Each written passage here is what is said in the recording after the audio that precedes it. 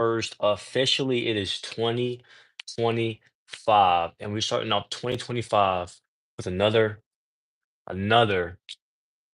another day in the one-year Bible.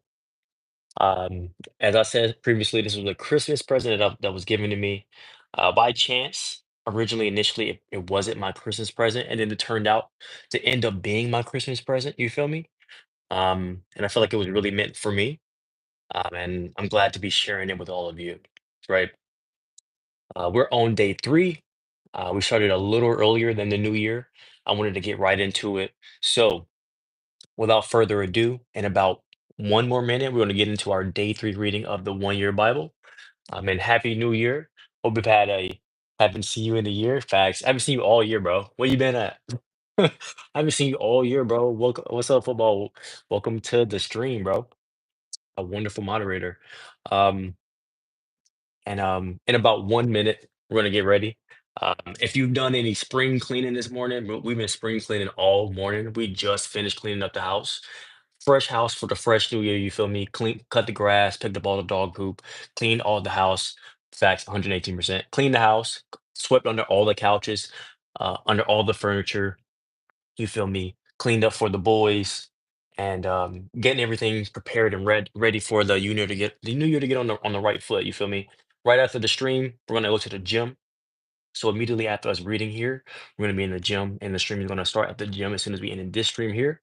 Um, in about 15 more seconds, it's gonna be at the 2 minute mark, is where we like to start here. Took down the Christmas lights outside. Facts. Took down the Christmas tree in the living room. Took down the lights outside as well. Facts. And got everything ready for January the 1st. And without further ado, let's get into day three. Give me a second to get to my page. Oh, that one change. Hey, it is. You see how easy that was? Effortless. But this is supposed to be January the 3rd, but it's gonna be January the 1st for us.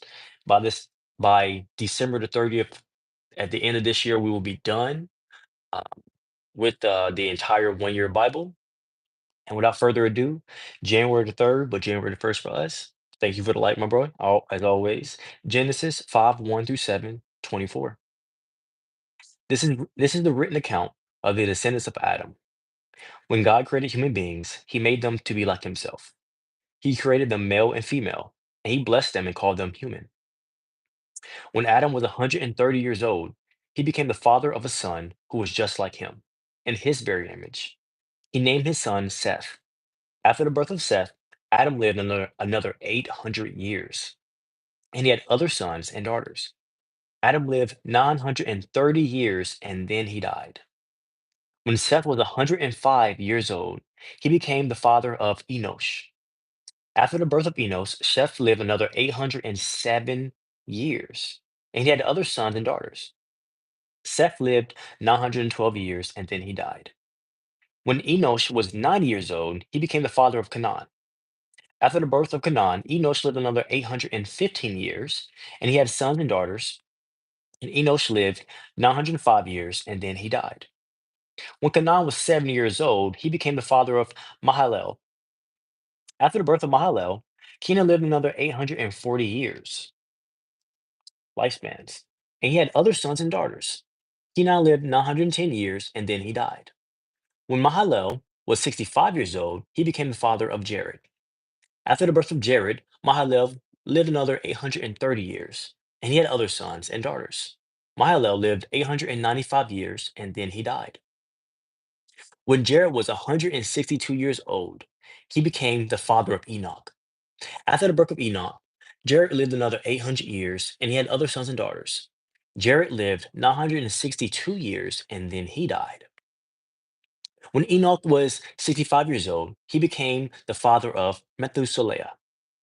After the birth of Methuselah, Enoch lived in close fellowship with God for another 300 years. He had other sons and daughters. Enoch lived 365 years, walking in close fellowship with God. Then one day he disappeared because God took him. When Methuselah was 187 years old, he became the father of Lamech. After the birth of Lamech, Methuselah lived another 782 years, and he had other sons and daughters. Methuselah lived 969 years, and then he died. When Lamech was 182 years old, he became the father of a son. Lamech named his son Noah, for he said, "May he bring us relief from our work and the painful labor of farming this ground that the Lord has cursed." After the birth of Noah, Lamech lived another 595 years, and he had other sons and daughters. Lamech lived 777 years, and then he died. After Noah was 500 years old, he became the father of Shem, Ham, and Japheth. Then the people began to multiply on the earth, and daughters were born to them. The sons of God saw the beautiful women and took any they wanted as their wives. Then the Lord said, "My spirit will not put up with humans for such a long time, for they are only mortal flesh. In the future, their normal lifespan will be no more than 120 years." In those days, and for some time after, giant Nephilites lived on earth, for whenever the sons of God had intercourse with women, they gave birth to children who became the heroes and famous warriors of ancient times. The Lord observed the extent of human wickedness on earth, and he saw that everything they thought or imagined was consistently and totally evil. So the Lord was sorry he had ever made them and put them on earth. It broke his heart. And the Lord said, "I will wipe this human race I have created from the face of the earth. Yes, and I will destroy every living thing, all the people, the large animals, the small animals that scurry along the ground, and even the birds of the sky. I am sorry I ever made them." But Noah found favor with the Lord. This is the account of Noah and his family. Noah was a righteous man and the only blameless person living on earth at the time, and he walked in close fellowship with God. Noah was the father of three sons, Shem, Ham, and Japheth. Now God saw that the earth had become corrupt and was filled with violence. God observed all this corruption in the world, for everyone on earth was corrupt. So God said to Noah, "I have decided to destroy all living things, all creatures, for they have filled the earth with violence. Yes, I will wipe them all out along with the earth. Build a large boat from cypress wood and waterproof it with tar inside and out. They construct decks and stalls throughout its interior. Make the boat 450 feet long, 75 feet wide, and 45 feet high. Leave an 18-inch opening below the roof all the way around the boat. Put the door on the side and build three decks inside the boat, lower, middle, and upper. Look, I am about to cover the earth with a flood that will destroy everything, every living thing that breathes. Everything on earth will die, but I will confirm my covenant with you. So enter the boat, you and your wife and your sons and their wives. Bring a pair of every kind of animal, a male and a female, into the boat, with you to keep them alive during the flood. Pairs of every kind of bird, and every kind of animal, and every kind of small animal that scurries along the ground will come to you to be kept alive. And be sure to take on board enough food for your family and for all the animals." So Noah did everything exactly as God had commanded him. When everything was ready, the Lord said to Noah, "Go into the boat with all your family, for among all the people on the earth, I can see you are alone are righteous. Take with you 7 pairs, male and female, of each animal. I have approved for eating and for sacrifice. And take 1 pair of each of the others. Along also take 7 pairs of every kind of bird. There must be a male and female in each pair to ensure that all life will survive on the earth after the flood. 7 days from now, I will make the rains pour down on earth, and it will rain for 40 days and 40 nights, until I wipe from the earth all the living things I have created." So Noah did everything as the Lord commanded him. Noah was 600 years old when the flood covered the earth. He went on board the boat to escape the flood. He and his wife and his sons and their wives, with them were all the various kinds of animals, those approved for eating and for sacrifice, and those that were not, along with all the birds and the small animals that scurry along the ground. They entered the boat in pairs, male and female, just as God had commanded Noah. After 7 days, the waters of the flood came and covered the earth. When Noah was 600 years old, on the 17th day, on the second month, all the underground waters erupted from the earth, and then rain fell in mighty torrents from the sky. The rain continued to fall for 40 days and 40 nights. That very day, Noah had gone into the boat with his wife and his sons, Shem, Ham, and Japheth, and their wives. With them in the boats were pairs of every kind of animal, domestic and wild, large and small. Along with the birds of every kind, two by two, they came into the boat, representing every living thing that breathes. A male and female of each kind entered, just as God had commanded Noah. Then the Lord closed the door behind them. For 40 days, the flood waters grew deeper, covering the ground and lifting the boat high above the earth. As the waters rose higher and higher above the ground, the boat floated safely on the surface. Finally, the water covered even the highest mountains on the earth. Rising more than 22 feet above the highest peaks, all the living things on earth died: birds, domestic animals, small animals that scurry along the ground, and all the people. Everything that breathed and lived on earth land died. God wiped out every living thing on the earth: people, livestock, small animals that scurry along the ground, and the birds of the sky. All were destroyed. The only people who survived were Noah and those with him in the boat. And the flood waters covered the earth for 150 days. Now we're going to get into the hey, what's up? Hey, everybody, welcome to the stream. Old Dish Dog, your faves, and Govin. Welcome to the stream. Hey, what's up, brother? Mind giving me a shout out? Hey, what's up? Welcome to the stream. I appreciate you. And now we're going to get into the at the bottom of these pages. They gives us different types of versions in different Bibles of what they mean, right? So we're going to get into 5:1 or men, Hebrew roots Adam. Similarly in 5:2, in 5:6, or the ancestor of, also 5:9, 12, 15, 18, 21, and 25. 5:7, or the birth of this ancestor of, also in 5:10, 13, 16, 19, 22, and 26. 5:29, Noah sounds like a Hebrew term that can mean relief or comfort. 6:2, Hebrew daughters of men, also in 6:4. 6:3, Greek version reads will, not remain in. 6:14a, judiciously rendered an ark. 6:14b, or gopher wood. 6:15, Hebrew 300 cubits, 138 meters long, 50 cubits, 23 meters wide, and 30 cubits, 13.8 meters high. 6:16, Hebrew, an opening of 1 cubit, 46 centimeters. 70, 7:2 Hebrew, of each clean animal, similarly in 7:8. 7:20 Hebrew, 115 cubits is 6.9 meters. And now I'm going to get into Matthew 3:7 through 4:11. Matthew 3:7 through 4:11. But when he, John the Baptist, saw many Pharisees and Sadducees coming to watch him baptize, he denounced them. "You brood of snakes," he exclaimed. "Who warned you to flee the coming wrath? Prove by the way you live that you have repented of your sins and turned to God. Don't just say to each other, 'We're safe, for we are descendants of Abraham.' That means nothing, for I tell you, God can create children of Abraham from these very stones. Even now, the axe of God's judgment is poised, ready to sever the roots of the trees. Yes, every tree that does not produce good fruit will be chopped down and thrown into the fire. I baptize with water those who repent of their sins and turn to God. But someone is coming soon who is greater than I am. So much greater than I am that I'm not worthy to even to be his slave and carry his sandals. He will baptize you with the Holy Spirit and with fire. He is ready to separate the chaff from the wheat with this winnowing fork. Then he will clean up then he will clean up the threshing area, gathering the wheat into his barn, but burning the chaff with never-ending fire. Then Jesus went from Galilee to the Jordan River to be baptized by John. But John tried to talk him out of it. "I am the one who needs to be baptized by you," he said. "So why are you coming to me?" But Jesus said, "It should be done, for we must carry out all God requires." So John agreed to baptize him. After his baptism, as Jesus came up out of the water, the heavens were opened, and he saw the Spirit of God descending like a dove, and settling on him.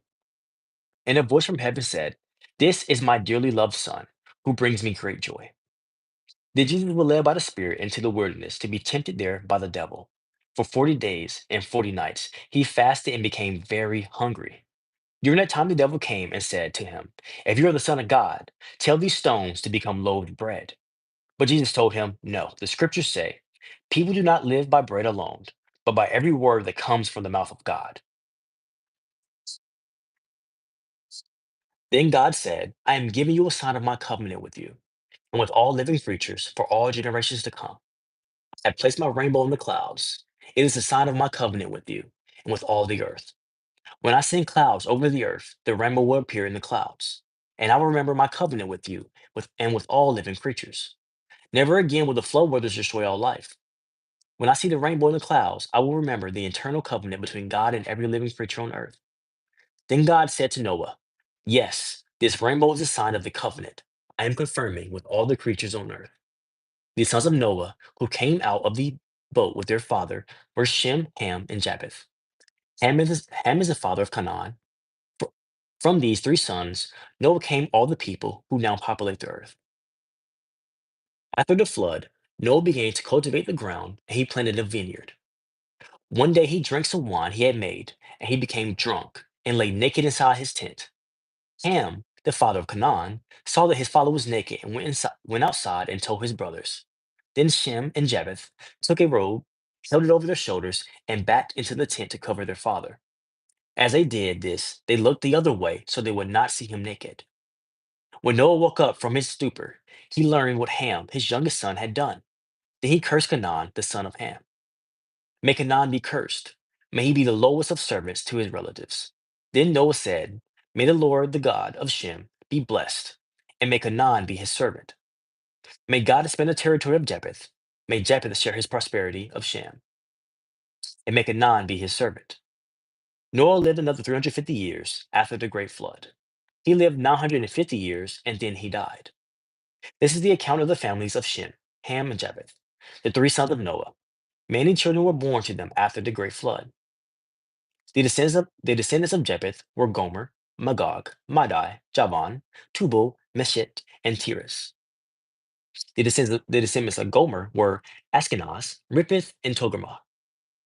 The descendants of Javan were Elisha, Tarshish, Kittim, and Radum. Their descendants became the great seafaring peoples that spread out various lands, each identified by its own language, clan, and national identity. The descendants of Ham were Cush, Mizran, Put, and Canaan. The descendants of Cush were Seba, Havilah, Sabeth, Sabta, Ramah, and Septica. The descendants of Rabbah were Sheba and Dedan. Cush was also the ancestor of Nimrod, who was the first heroic warrior on earth. Since he was the greatest hunter in the world, his name became proverbial. People would say, "This man is like Nimrod, the greatest hunter in the world." He built his kingdom in the land of Babylonia, with the cities of Babylon, Erech, Akkad, and Calneh. From there, he expanded his territory to Assyria, building the cities of Nineveh, Rehoboth, Rehoboth-ur, Calah, and Resen, the great city located between Nineveh and Calah. Mizraim was the ancestor of Ludites, Anamites, Lahabites, and Naphutites, Pathrusites, Casluhites, and the Caphtorites, from whom the Philistines came. Canaan's oldest son was Sidon, the ancestor of the Sidonians.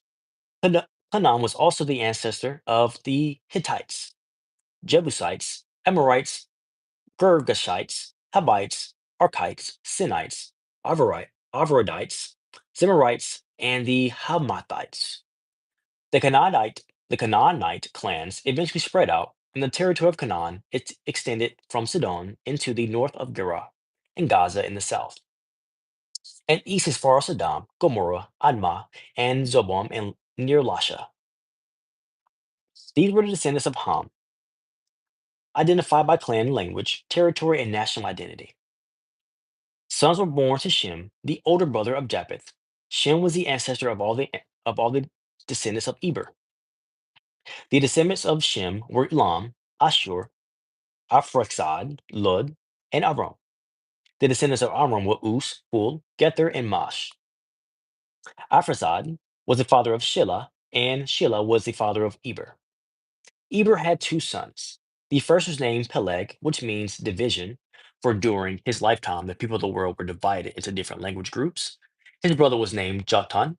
Joktan was the ancestor of Almodad, excuse me, Shilep, Hazarmaveth, Jerai, and Hadaram, Uzo, Dikla, Obal, Abimal, Sheba, Ophir, Havilah, and Jobab. All these were the descendants of Joktan. The territory they occupied extended from Mesha all the way to Sephir in the eastern mountains. These were the descendants of Shem, identified by clan, language, territory, and national identity. These are the clans that descended from the Noah sons, arranged by nation according to their lines of descent. All the nations of the earth descended from these clans after the great flood. And then we get into the excerpt here. Hey, there is no haircut here. I'm not gonna lie, but I appreciate it. I just kind of did my hair today. So 8:4, this goes into the breakdown of the different versions of the Bible, where you can find different versions of the same meaning of the text.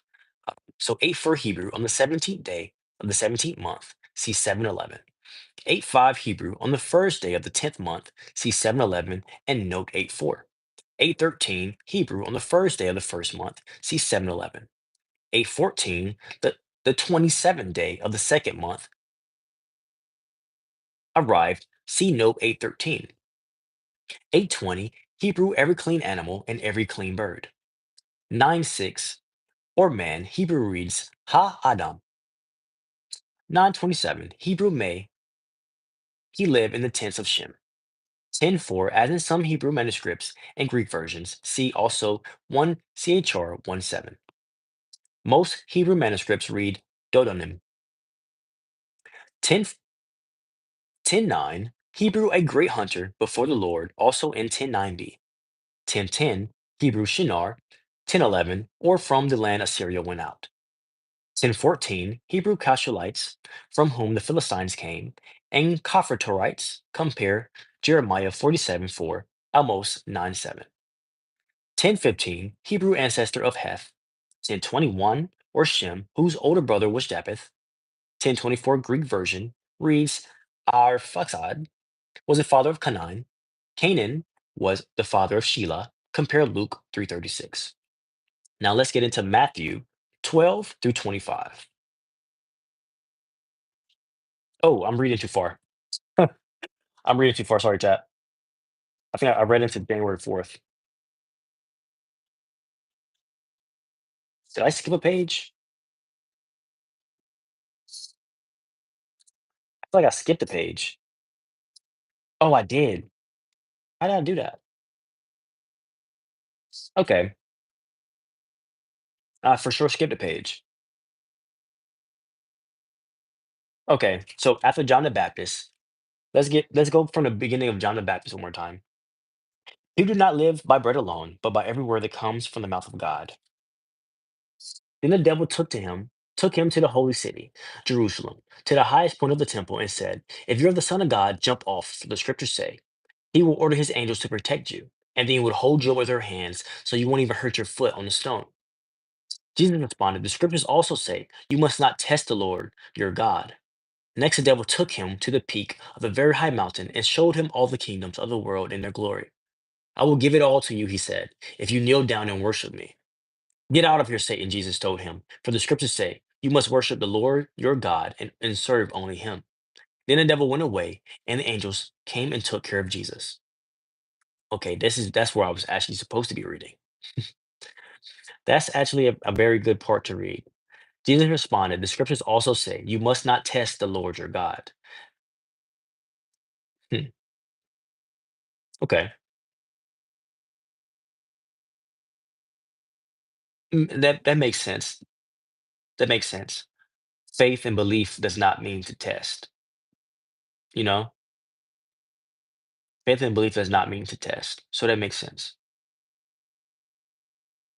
So write that down then. The scriptures also say you must not test the Lord your God. It's not a test. You're not testing God. You have faith and belief, and you honor that faith and belief by listening and following. So get out of here, Satan, Jesus told him, for the scriptures say, You must worship the Lord your God and serve only him. Then the devil went away, and the angels came and took care of Jesus. And now the actual part, this part of the text, or coming to be baptized, 3:7, 3:11, or in 3:11b, or in the Holy Spirit and in fire, 3:15, or for we must fulfill the all righteousness, 3:16. Some manuscripts read open to him. 4:3, Greek the tempter, 4:4 do it, 4:6, Psalms 91:11 through 12, 4:7 do Deuteronomy 6:16, and 4:10, Deuteronomy 6:13. Psalms 3:1 through 8. A psalm of David regarding the time David fled from his son Absalom. O Lord, I have met so many enemies. So many are against me. So many are saying, God will never rescue him. Interlude. But you, O Lord, are a shield around me. You are my glory, the one who holds my head high. I cried out to the Lord, and he answered me from his holy mountain. Interlude. I lay down and slept, yet I woke up in safety, for the Lord was watching over me. I am not afraid of 10,000 enemies who surround me on every side. Arise, O Lord, rescue me, my God. Slap all my enemies in the face, shatter the teeth of the wicked. Victory comes from you, O Lord. May you bless your people. Interlude. This comes from 3:2 Hebrew Selah. The meaning of this word is uncertain, though it is probably a musical or literary term. It is rendered interlude throughout the Psalms. So now we're getting some Proverbs. So Proverbs 110 through 19. My child, if sinners entice you, turn your back on them. They may say, come and join us. Let's hide and kill someone. Just for fun, let's ambush the innocent. Let's swallow them alive, like the grave. Let's swallow them whole, like those who go down to the pit of death. Think of the great things we'll get. We'll fill our horses with all the stuff we take. Come throw in your lot with us. We'll all share the loot. My child, don't go along with them. Stay far away from their paths. They rush to commit evil deeds. They hurry to commit murder. If a bird sees a trap being set, it knows to stay away. But these people set an ambush for themselves. They are trying to get themselves killed. Such is the fate of all who are greedy for money. It robs them of life. Hebrew 112, like Sheol. Waterman. A true waterman respects the power of storms, waves, rapids, and undercurrents. He can survive these deadly forces and even put them to use. Noah is the first waterman we read about. Many will come after him, but none greater than John the Baptist, who stepped into the river's current to baptize those who repented of their sins. Then Jesus stepped into the water with John in the same place as the sinners he came to save. Jesus calls us to be watermen, making disciples and bringing them to the water to be baptized. And now we get into now we get to January 4th. Sorry, Chad. I've read that out of order. I guess it was a distraction, but it is what it is. I hope you got that last piece here, and hopefully I didn't skip anything else. Hopefully I didn't skip anything else. These pages are a little easy to skip through, apparently, because this was a very short one. It goes into that part. I feel like I'm still skipping a page. Even okay. Yeah, I'm gonna have to be a little more meticulous about turning these pages. They're a little sticky. They're a little sticky. So I have to make sure I'm turning the right pages. From now on, I will make sure I read the numbers at the top of the page as I'm going to verify that I'm continuing in the right order. Okay. I just want to read the Psalm and the Proverbs one more time. Psalm 3:1 through 8. A Psalm of David regarding the time David fled from his son Absalom. O Lord, I have so many enemies. So many are against me. So many are saying God will never rescue him. But you, O Lord, are a shield around me. You are my glory, the one who holds my head high. I cried out to the Lord, and he answered me from his holy mountain. I lay down and slept, yet I woke up in safety. For the Lord was watching over me. I am not afraid of 10,000 enemies who surrounded me on every side. Arise, O Lord. Rescue me, my God. Slap all my enemies in the face. Shatter the teeth of the wicked. Victory comes from you, O Lord. May you bless your people. Proverbs 110 through 19. My child, if sinners entice you, turn your back to them. They may say, come and join us. Let's hide and kill someone, just for fun. Let's ambush the innocent. Let's swallow them alive like the grave. Let's swallow them whole like those who go down to the pit of death. Think of the great things we'll get. We'll fill our houses with all the stuff we take. We'll come and throw in your lot with us. We'll share all the loot. My child, don't go along with them. Stay far away from their paths. They've rushed to commit evil deeds. They hurry to commit murder. If a bird sees a trap being set, it knows to stay away. But these people set an ambush for themselves. They are trying to get themselves killed. Such is the fate of all who are greedy for money. It robs them of life. Hebrew 112, like Sheol. And one more time, the waterman. Waterman. A true waterman respects the power of storms, waves, rapids, and undercurrents. He can survive these deadly forces and even put them to use. Noah is the first waterman we read about. Many will come after him, but none greater than John the Baptist, who stepped into the river's current to baptize those who repented of their sins. Then Jesus stepped into the water with John, in the same place as the sinners he came to save. Jesus calls us to be watermen, making disciples and bringing them to the water to be baptized. Hmm. Waterman. A true waterman respects the power of storms, waves, rapids, and undercurrents. He can survive these deadly forces and even put them to use. Noah is the first waterman we read about. Many will come after him, but none greater than John the Baptist, who stepped into the river's current to baptize those who repented of their sins. Then Jesus stepped into the water with John, in the same place as the sinners he came to save. Jesus calls us to be watermen, making disciples and bringing them to the water to be baptized. Proverbs 110 through 19. My child, if sinners entice you, turn your back on them. They may say, come and join us. Let's hide and kill someone, just for fun. Let's ambush the innocent. Let's swallow them alive like the grave. Let's swallow them whole like those who go down to the pit of death. Think of the great things we'll get. We fill our houses with all the stuff we take. Come throw in your lot with us. We'll share all the loot. My child, don't go along with them. Stay far away from their paths. They rush to commit evil deeds. They hurry to commit murder.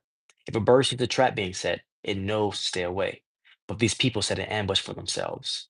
They are trying to get themselves killed. Such is the fate of all who are greedy for money. It robs them of life. Has anyone heard about the shooting that happened today in Monte? Uh, no, I didn't. I guess I'll look it up.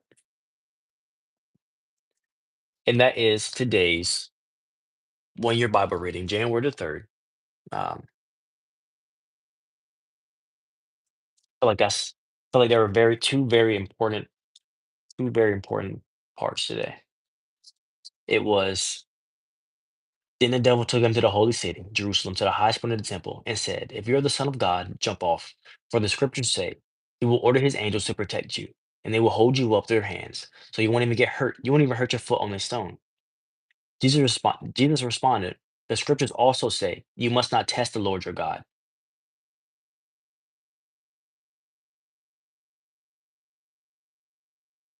Don't do ridiculous things for no reason. I feel like that's really what you get from there. Like you don't that's not something you don't like I get that. I get it. Jesus responded, the scriptures also say you must not test the Lord your God.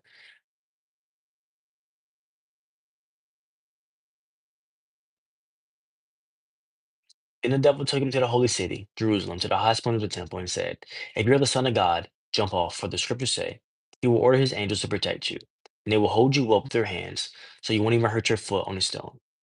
Jesus responded, the scriptures also say you must not test the Lord your God. Next the devil took him to the peak of a very high mountain and showed him all the kingdoms of the world and their glory. I will give it all to you, he said, if you kneel down and worship me. Get out of here, Satan, Jesus told him, for the scriptures say, you must worship the Lord your God and serve only him. Then the devil went away, and the angels came and took care of Jesus. Don't be fooled by all the riches of the world.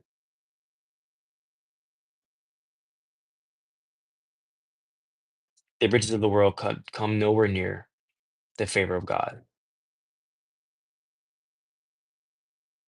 And then also the Proverbs here. Such is the fate of who are greedy for such is the fate of all who are greedy for money. It robs them of life. Just like God bless you, brother. You do good. I appreciate you, bro. I hope you're having a great new year. Such is the fate of all who are greedy for money. It robs them of life. Just like King Herod, who was greedy for all things materialistic of the world, and wanted everybody to pretty much worship him.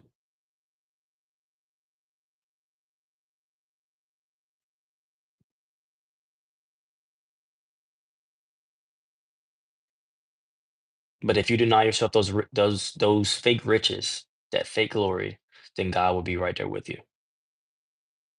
And the riches and glory that God gives you is way more than the riches and glory of this world.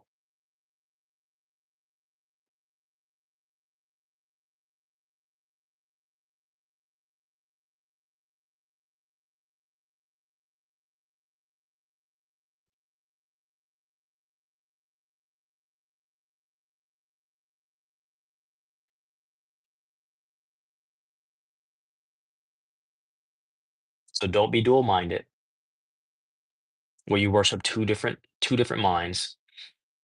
When you on one accord you worship the devil, and on the other chord when you need him you worship God. Don't be dual-minded. You must worship the Lord your God and serve only him. Then the devil went away and the angels came and took care of Jesus. That was a test. Will you fall for the world, or will you remain steady in the faith?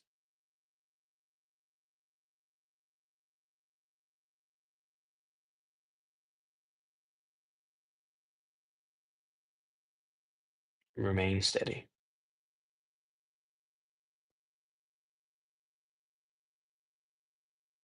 Okay, that was a great one for today. That was a great reading for the that was a great read for today.